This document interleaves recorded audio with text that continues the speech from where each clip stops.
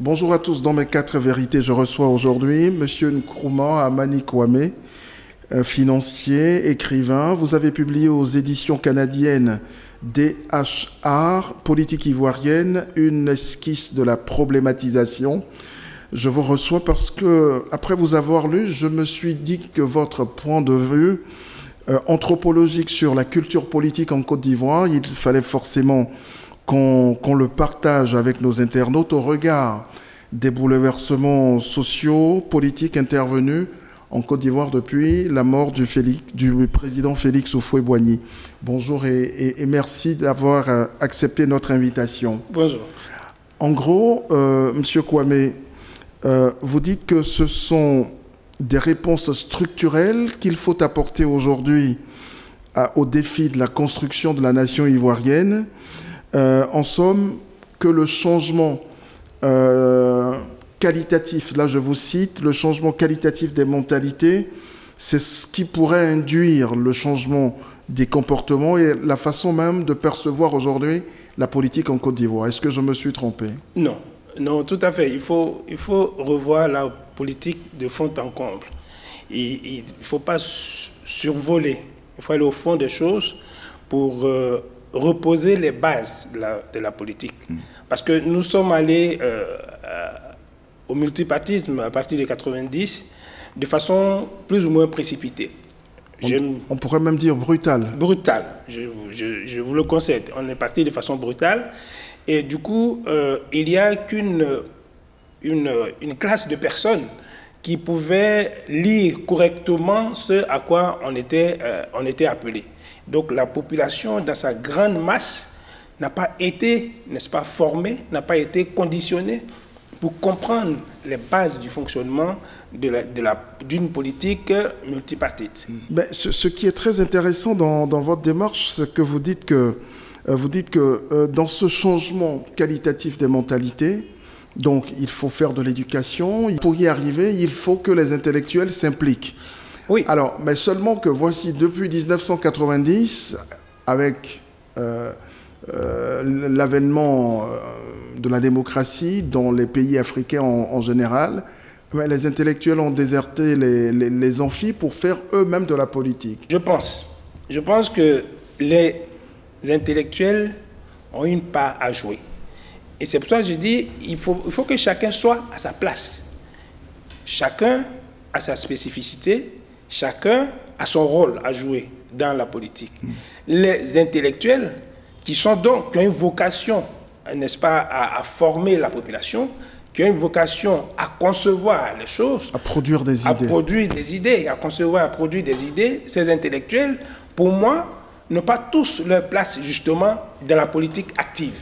Ce sont des gens qui devaient agir en back-office, c'est-à-dire apporter des idées, concevoir le fonctionnement et mettre à disposition des acteurs politiques. Or, il se trouve que les intellectuels sont entrés eux-mêmes de plein pied dans la politique. Mais le faisant, ils ont neutralisé, n'est-ce pas? Eux-mêmes se sont neutralisés et ils ont dilué leur capacité d'influence sur la population.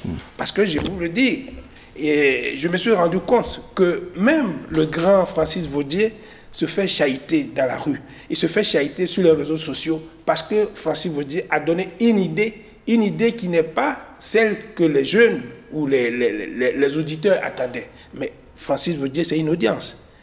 Francis Vaudier, c'est une référence à la matière. S'il n'avait pas été dans la politique, il aurait été écouté sagement.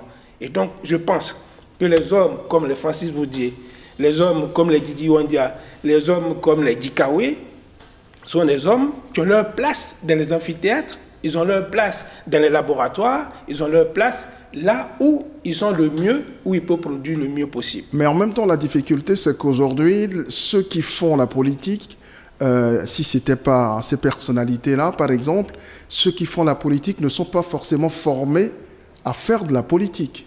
Oui, mais c'est le travail de l'État. Je crois que la Côte d'Ivoire a formé suffisamment de compétences aujourd'hui et que si on veut bien s'associer justement la collaboration de ces compétences-là, il n'y a pas de raison qu'on ne trouve pas des personnes pour assurer ces fonctions. Alors, qu'est-ce qui fait courir donc les intellectuels vers la politique? Ben, je crois qu'il y a un petit mal de notoriété et un petit mal de se faire valoir quelque part. Parce que quelque part, ils sont dans les laboratoires, ils sont dans les amphis, ils ne sont pas vus comme ils devaient être vus. Ils ne sont certainement pas considérés dans la rue comme ils devaient être considérés. Et donc, quelque part, c'est une quête de notoriété. Ils ont une quête de notoriété à faire valoir. Et donc, ils vont sur le terrain eux-mêmes pour qu'on comprenne mieux, pour qu'on les voit mieux et pour qu'on sache qu'ils sont là. Peut-être que pour qu'ils existent autrement, d'un point de vue matériel aussi. Ben, pourquoi pas? Pourquoi pas? Alors, dans votre livre, à la page 39, vous écrivez « Si la politique a besoin d'intellectuels pour une meilleure conception et une gestion plus efficace et tolérante, prenant en compte toutes les contraintes socio-culturelles et économiques, dans une savante combinaison des us et coutumes de nos divers peuples, la contribution des savants sans parti pris constituerait une référence consensuelle pour étouffer, voire apaiser les éventuelles tensions. » Si les politiques étaient capables de faire tout ça, ça se saurait. Oui, mais ils n'arrivent pas aujourd'hui, les savants politiques n'arrivent pas à le faire parce qu'ils sont dans l'action politique. Puisqu'ils sont dans l'action politique, ils sont des concurrents politiques. Et donc, leurs idées qu'ils émettent, leurs pensées qu'ils émettent, leurs sciences ont été, comme je dis, ont été diluées, ont été couvertes par le fait qu'ils sont des concurrents. S'ils avaient été là où ils devaient être, dans la conception. Ce qui leur enlève une certaine indépendance, hein, voilà. Du fait de... Voilà, donc en restant donc à leur place, ils auraient produit des idées, ils auraient produit des conceptions que les politiques s'en seraient servis pour justement amener toute la masse à aller de l'avant. Et donc il serait une référence à cette matière-là. Ouais. Dans votre démarche anthropologique, vous vous interrogez sur la dimension ethnique. Vous dites, page 27, la trame ethnique comme fonds de commerce pour les hommes politiques est porteuse de voix dans les joutes électorales, mais elle entretient la division et la haine, tandis que la confrontation des idées et des projets conduit à la paix et à la stabilité qui font naître l'espoir. Alors, dites-vous que nous sommes plus dans l'ethnocratie que dans la démocratie? Oui, puisque aujourd'hui, ce n'est un secret pour personne. Toute la démarche politique se fait autour de l'appartenance, se fait autour de l'ethnie, la tribu, de la région. Et partant de ce fond, n'est-ce pas, les gens se regardent comme des adversaires. Alors que pour moi, en politique, on devait être tous des partenaires. On devait être des partenaires. Même si on ne partage pas les mêmes points de vue. Même si on ne partage pas, justement, la diversité, la divergence ou la différence, la pluralité des opinions, c'est ce qui nourrit la politique, c'est ce qui nourrit la démocratie. Si on n'est pas prêt à accepter la confrontation, n'est-ce pas, de ce qui est différent de nous, on n'est pas prêt à faire la politique et la bonne politique. Est-ce que vous avez remarqué aussi qu'il y a une sorte de besoin aujourd'hui de débattre, de confronter des points de vue différents, mais en réalité, voilà, ce débat contradictoire peine à naître finalement. Oui, les gens n'aiment pas, enfin, les gens refusent de débattre. Pourquoi? Pour plusieurs raisons. Pour plusieurs raisons, mais la raison la plus visible, c'est que les gens ont peur de perdre leur situation. Les gens ont peur, quelque part, de perdre leur situation. Tout le monde n'est quand même pas à des postes de responsabilité. Non, mais tout le monde n'est pas à des postes de responsabilité, mais tout le monde a un petit point, un petit pain à protéger, quelque part.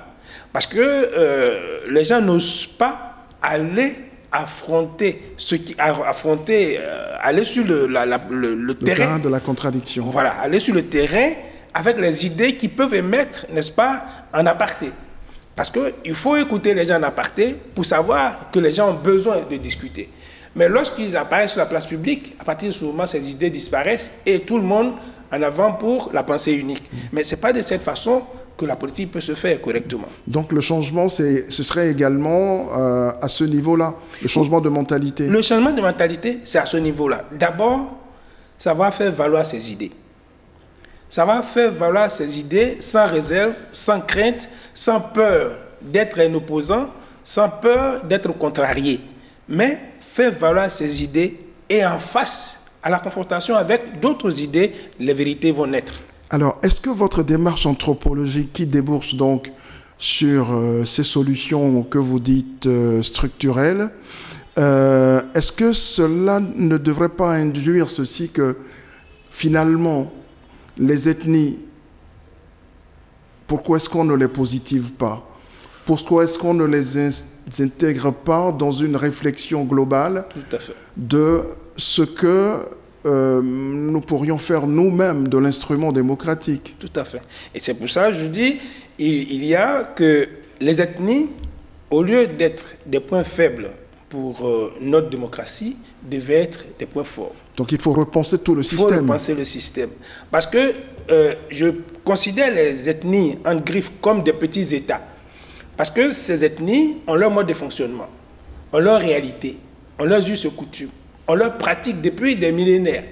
Et ces ethnies, on ne peut pas leur arracher, n'est-ce pas, ce qu'ils ont, ce qu'elles ont et ce qu'elles sont. Et individuellement, on ne peut pas également se départir de nos ethnies. Mais non, puisque c'est nos origines. Nous sommes ce que nous sommes parce que nos ethnies ont été. S'il n'y avait pas eu ces ethnies-là, nous ne serions pas ce que nous sommes aujourd'hui. Et donc, nous réfléchissons sur la base de ce que nous sommes, de ce que nous avons reçu de nos ethnies. Et donc, le mieux à faire, justement, c'est faire cohabiter cet ensemble, faire une fusion de cet ensemble et faire émerger, n'est-ce pas, côte à côte, dans la diversité, mais dans un ensemble, faire émerger une nouvelle façon de faire la politique. Donc finalement, le problème de la démocratie en Afrique, ce n'est pas ces ethnies, mais ce serait, selon vous, les hommes politiques. La démocratie ne fonctionne pas, ce n'est pas la faute aux ethnies. La démocratie ne fonctionne pas, c'est faute à un discours approprié. Nous n'avons pas le discours qu'il faut. Nous n'avons pas le discours approprié. Ce n'est pas de l'argent, ce n'est pas des ressources qu'il faut aux hommes. C'est un message.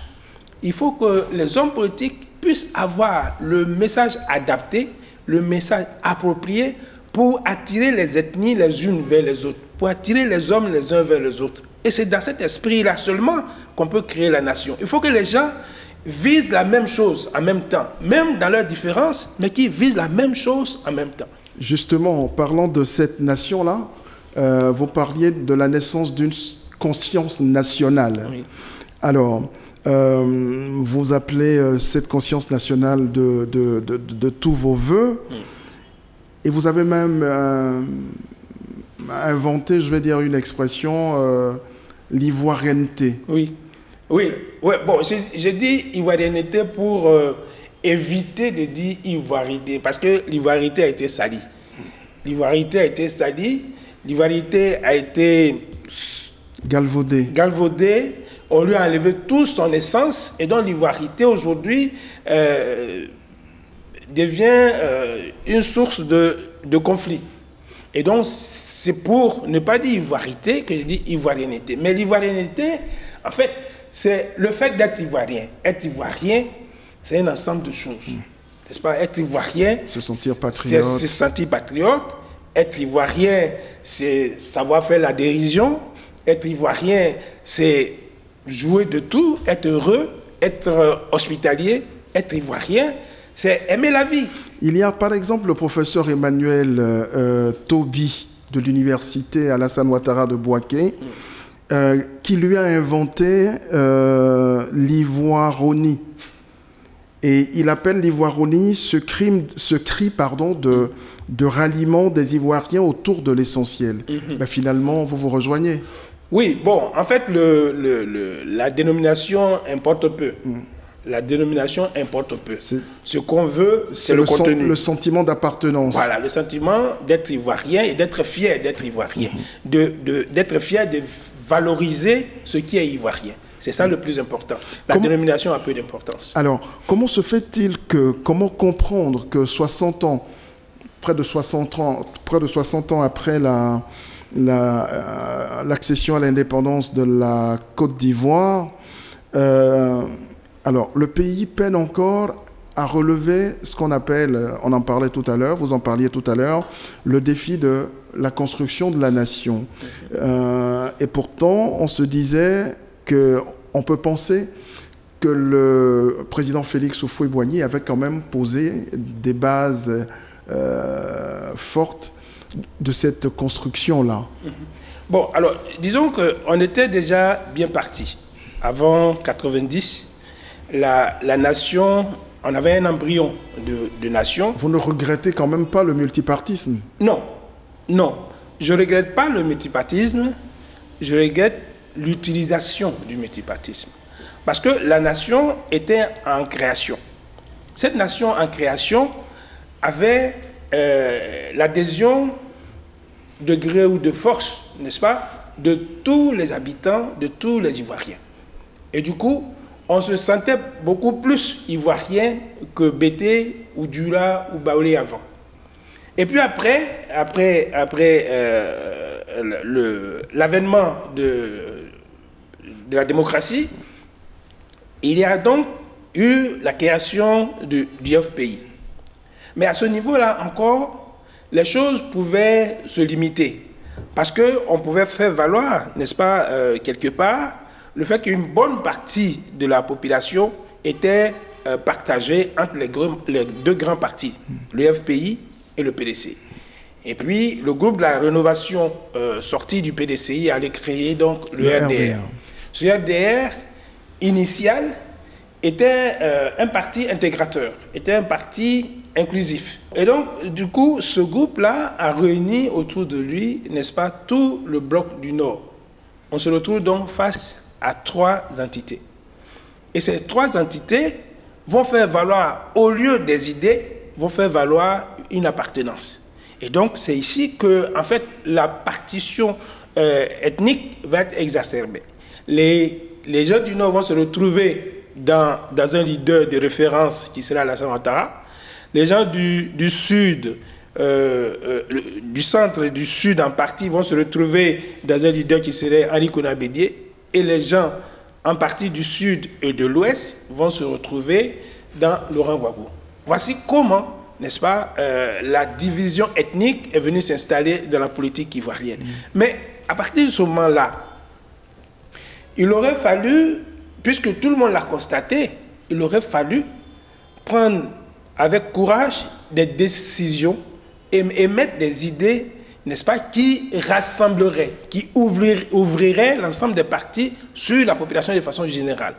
Il ne fallait pas coopter juste dans son rang, il ne fallait pas coopter juste auprès de soi, mais il fallait coopter au-delà de ses limites. Mais il n'y a pas que des militants issus de la même région qu'on retrouve dans ces différents partis. Ils sont insignifiants.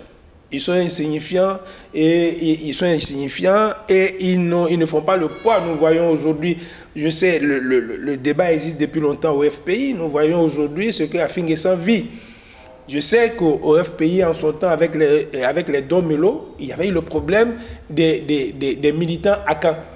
C'était un problème qui était au sein du FPI. Parce que pour eux, ces gens-là, certes, ils sont militants FPI, mais ils ne sont pas des FPI à part entière. Vous avez également réfléchi à l'état de la jeunesse, oui, et à son rôle dans la situation politique actuelle. Oui.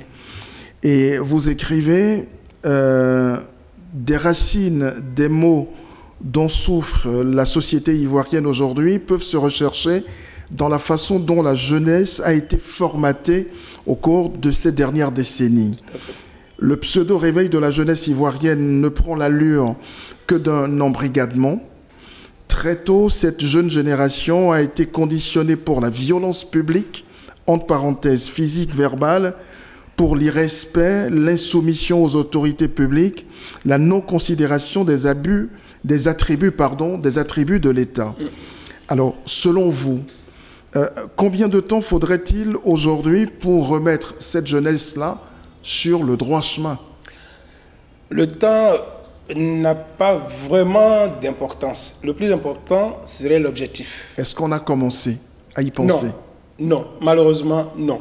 Parce que je pense, et certainement, des compétences avérées pourraient y penser aussi. Je pense à une formation de masse, une formation des populations, dans un système qui serait conçu par des compétences et qui permettrait justement à cette jeunesse de comprendre le fonctionnement de la vie, le fonctionnement de la vie dans une nation, le fonctionnement de la vie au sein même d'une famille. Parce qu'aujourd'hui, les conflits, il y en a de partout. Il y en a dans les familles, il y en a sur la place publique, il y en a au sein des organisations. Pourquoi?